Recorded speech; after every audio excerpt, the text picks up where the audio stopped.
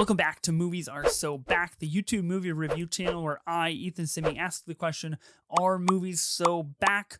Okay, so we have our 10 Best Picture nominees. However good, mid, or terrible they may be, they are our 10 for the 2025 Academy Awards, and we are stuck with them.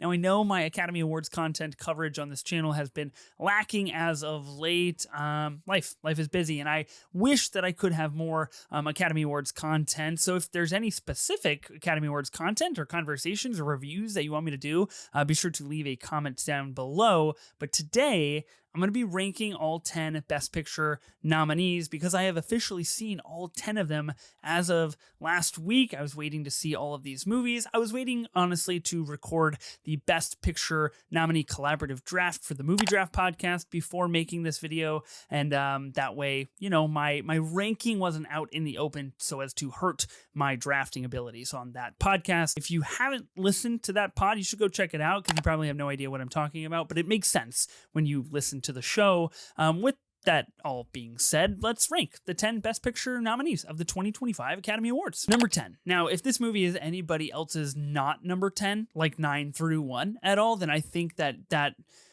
you know, just be aware, tread lightly. I guess that seems to be like it might be a little bit of an issue there, but my number 10, obviously, Emilia Perez. I did rewatch this movie in preparation for the Movie Draft podcast, talking about these films, rewatch it so I could talk about it here as well. It's poor. It's very, very poor. It's obtuse. It's insensitive. It is just frankly ridiculous that it kind of even exists. And it's so wild to me, the narrative around this movie. It just keeps getting worse and worse and worse every single day, and by the time that this video comes out, who knows, maybe something else will have come out. It's entirely possible, but this movie is bad. This is number 10. This is an all-time bad Academy Award nominee, an all-time bad like frontrunner to win Best Picture, although as of now, not so much a frontrunner anymore, thank goodness, but it was for a very, very long time. So number 10, Emilia Perez.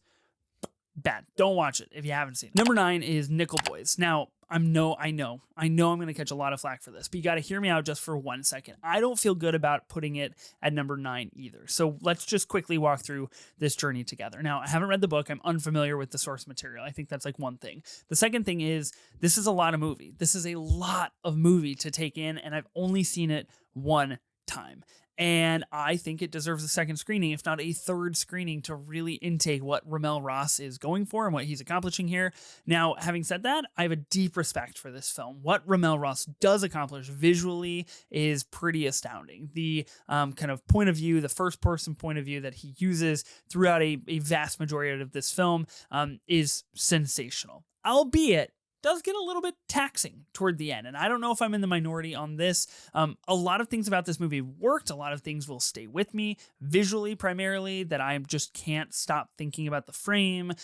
But some things, especially in the third act, just like weren't very cohesive for me personally, and were a big stumbling block. I know that having it at number 9 is a big deal and is bad. I understand that. I hope that one day I can rewatch this film and bump it up on this list, but for right now, it is at number 9.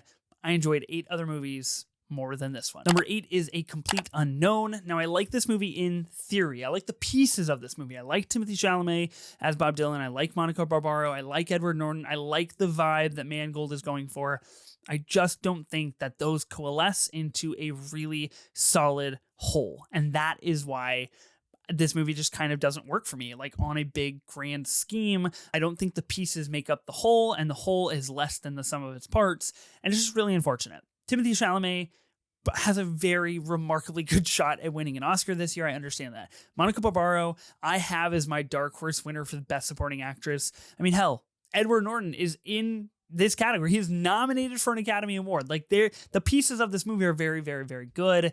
The whole of the movie is honestly a little bit poor for my liking. Number 7 is Wicked. I don't know what to tell you. This movie looks like ass. This movie looks so bad. Imagine if this movie was well lit and well colored and it looked fantastic. Boy, we'd have a real true blue great Best Picture nominee on our hands, but it is not that. it is a movie for the people, and I understand that. You know, the Academy Awards, it's a complicated process. You got to make sure you get some blockbusters in there. You got to make sure that you, as an Academy, are representing the thoughts of the people, even though you don't do it most of the other time. I'm looking at challengers not getting nommed for things. But regardless, I understand why this is nominated for Best Picture. I don't understand why John M. Chu is winning DGAs and why this movie is performing well in other award shows. It just shouldn't be. This movie is totally fine. My daughters love it, and that's wonderful. But I don't see myself revisiting this anytime soon, and I just wish it looked any sense of the word good. Number 6 is Anora, our new Best Picture frontrunner after the PGAs and DGAs this past weekend, at least as of time of recording. This is coming for the Best Picture award, and I know that people are going to be like, Anora is number 1. It is one of the best movies of 2024. I love that for you. I'm happy for you. I saw this movie at TIFF. I thought it was really good. I saw it again when it came to my city, and I was like, it doesn't work as well for me. So I actually downgraded it on a rewatch, which is pretty rare, and I feel like it's like a kind of a really big blow. I think this is Sean Baker's weakest film that he's made, albeit I have not seen all of his films, but from the ones that I've seen, this is the weakest, the one that doesn't work for me the most. I love what Mikey Madison is doing. I love what she's doing on a performance level, on a narrative level, on a thematic level. I think that is fantastic. I think this movie is a little bit too long. I think it's a little bit too meandering, and it just doesn't work for me the way that it works for other people. Number 5 is The Substance. I recently rewatched this movie, and thumbs up, guys. It holds up on a rewatch. This movie is sick. This movie is just really, really cool. I think that if you shaved 22 minutes off of this movie, boy, you might be really, really close to a 5-star film. Like, genuinely, honestly, might be one of the best movies of 2024, one of the best, coolest Best Picture nominees that we've had. Unfortunately, it still possesses those 22 minutes. I love all of the nominations, all of the 5 nominations that this movie has, and I like it more than other movies in this list. But yeah, number 5, The Substance. Number 4 is I'm Still Here. Now, I'm not really going to talk about this movie. I know a lot of people haven't gotten the chance to see this movie. I just have 2 very quick things that are non-spoiler to say about this film. Number 1, I think it's really cool that the Academy nominated this movie for Best Picture, especially in a U.S. political climate that is going on right now. A movie all about the overstep of government military power. I think that is very fascinating, very cool that the Academy would nominate this. The second thing is, I cannot recommend seeing this movie enough. It really, really worked for me. Seek it out, find it, watch this film. You will understand why Fernanda Torres is nominated for an Academy Award as well, and why this, as of now, is going to win Best International Feature, and I hope that it does, and it should. It is a remarkably affecting film, and it is my 4th favorite in this list. Number 3, Dune Part 2. Sick movie. I don't know what else you want me to say. Number 2, Conclave. Also, sick movie. I love this movie, honestly, a little bit more than most people do. Sure, not everything holds up on a rewatch. I've seen it a few times now, but I'm bought in. I'm bought into this movie, and I think that the parts that don't work are offset by the parts that really, really work, for me at least. It is just a classic pulpy adult drama, and I am here for it, and I loved it. I love the score, the performances. I think it's great, and Conclave is awesome, albeit I'm a lot higher on it than most people are, but hey, that's okay. I love Conclave. And number 1, my favorite movie out of the 10 Best Picture nominees at the 2025 Academy Awards is The Brutalist. I can't stop thinking about The Brutalist. I can't stop talking about The Brutalist. I've made a video on here about The Brutalist, a spoiler-free review. I'm in the process of making another spoiler-filled review. I've written thousands upon thousands of words on Letterboxd talking about this movie. I've been on multiple podcasts talking about The Brutalist. It's just fantastic. It's just one of the best movies of the last 10 to 15 years, if not 25 years.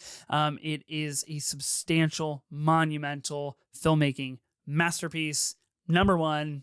Was never even a thought, never even a question. But the most important question here is, are movies so back? Because honestly, this slate, outside of a couple cool nominations and The Brutalist, is pretty meh. Like, it's pretty not good, to be honest. Like, it's quite average to poor, which is troubling because there were so many good movies in 2024 that could have been nominated for Best Picture that are far more deserving than some of these films are. And it's just kind of a bummer that the Academy had a great shot to do something really cool and nominate a lot of cool movies, and they didn't do that thing. So I would say, like, movies are not back, but The Brutalist, you know, like, you got that's just where we're at. How would you rank the 10 Best Picture nominees? Let me know. Drop a comment below, ranking them, shouting out your number one, whatever the case is. I'd be really curious to hear, going into the Academy Awards, what's your favorite out of these 10. Don't forget to like and subscribe to this channel. You can also find me on Letterboxd, where you can find all of my thoughts about all of the movies that I watch.